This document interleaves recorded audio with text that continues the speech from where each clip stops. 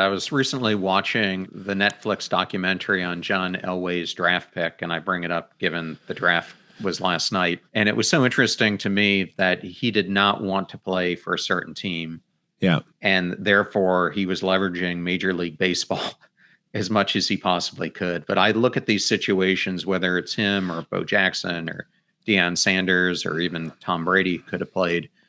And I think trying to play two professional sports, even Michael Jordan, it dilutes your abilities because I think that the skill set that you need in one sport can be drastically different than how you have to train yourself for another sport. But we don't have to explore more of that. That's just my personal thought.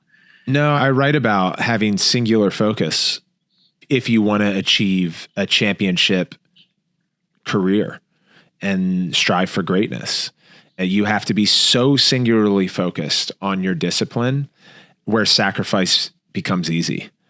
And I think when you are doing two things that are extraordinarily difficult at the same time, you will not reach your potential in either.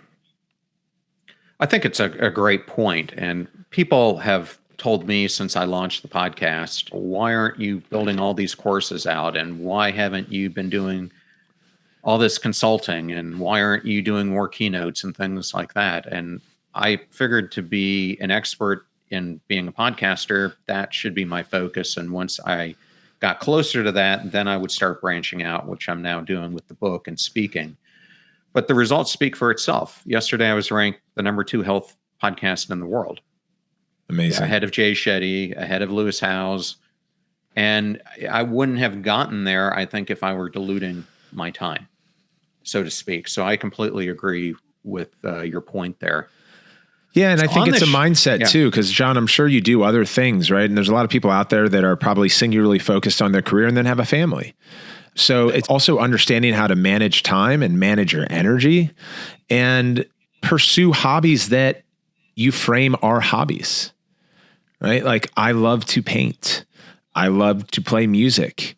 Those were things that I was able to compartmentalize. I might do this once a month.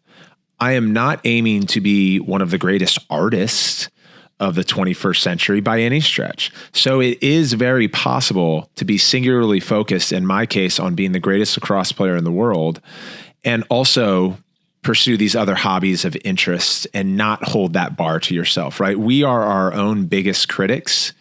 And so to have a conversation with yourself around where everything falls in a range of priorities is important.